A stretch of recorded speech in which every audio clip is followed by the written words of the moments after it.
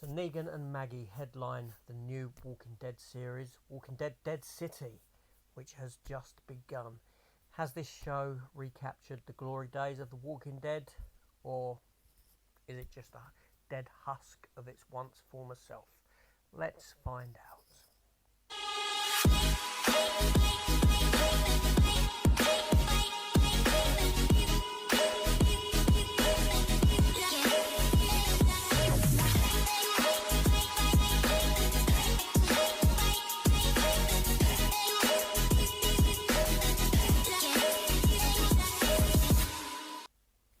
Welcome back to the channel, everyone, and welcome to this review for episode 1 of Walking Dead Dead City Old Acquaintances. As you know, after 11 seasons, the primary Walking Dead show finally came to an end. Only it didn't really give us any conclusion of sorts. It was left open for all the characters to carry on in other things.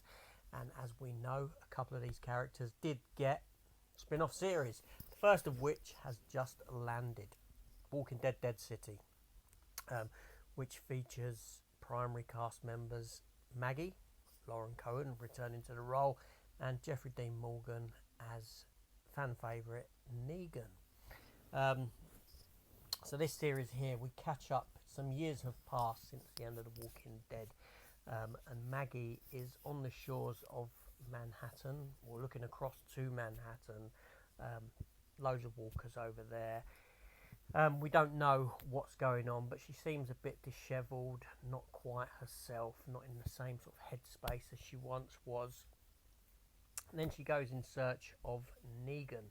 Now Negan, there's some stuff that has gone on with him. He's no longer with that woman that was his wife or the child. We don't really know what's happened there, and he's looking after this other young girl, and he's acting as a sort of cleaner for this bar, clearing out the dead for them that kind of attract to that place. And Maggie goes in, she's looking for him, she gets caught. These other individuals come into the fray called Babylon Marshals. The primary one, his name is Pearlie Armstrong. If ever there's been a name for someone, there you go. And these marshals, they are on the hunt for Negan, for stuff that he has done, and they've heard stories of what he's done to Glenn and all this sort of a thing. They know about his past, and they go after him. But we come to learn that Maggie's son Herschel, young Herschel, has been taken onto Manhattan Island because she's followed the people that have taken him up the river. And she's tracked them to there. Now, we come to learn that there's a person that's done this called Crowette, someone who used to work for Negan. Maggie knows this because of the whistle that this individual used to use. And they'd come to Maggie's place with her people, and they came demanding rice and things like that, like these people always do. And on their second visit, they took hostages, and one of them was young Herschel.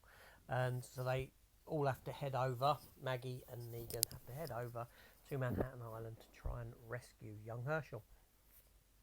In doing so, they are being tracked by these marshals, and they manage to take one hostage who they take over with them, while they're followed by the other two. And lo and behold, all this sort of stuff starts to go down.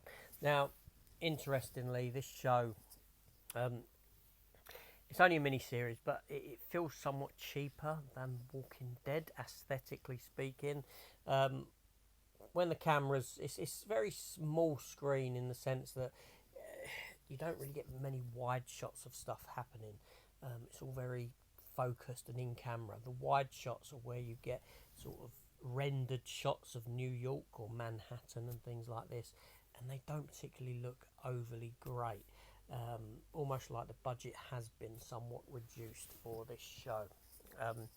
That being said, it sort of has a sort of escape from a New York feel to it, in that sort of a look.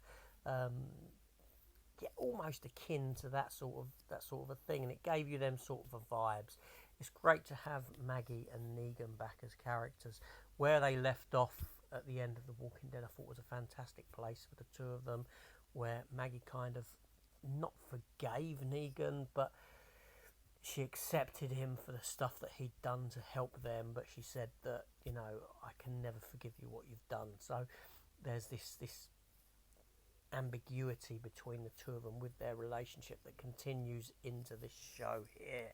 Now, like I said, the biggest issue I have with it is the fact that several years have passed and I don't really feel I know where the characters are or why they're there. I'm hoping that will be explored as the show continues, as it goes on, and we get those answers that fill in that time frame, that time gap, and we understand why these characters move to where they are, what's happened to other individuals around them, and this sort of a thing. It's a good start. Like I said, it does feel somewhat cheaper, but it's a good start to a series with two fan favourite characters to carry proceedings. So I am looking forward to that. Other than that, you've got the standard Walking Dead sort of zombies doing what they do, looking the way they look, being killed the way they get killed, all that sort of a thing. But it's not a bad show. We do get some flashbacks to Glenn and what happens in Glenn. Maggie's having dreams about him being killed by Negan, so we get those flashbacks. And that's about it really. So primarily, a decent start, interesting enough. I didn't get bored with it whatsoever. Looks somewhat cheaper than standard, but you know, for a mini series, I suppose it will be pretty good.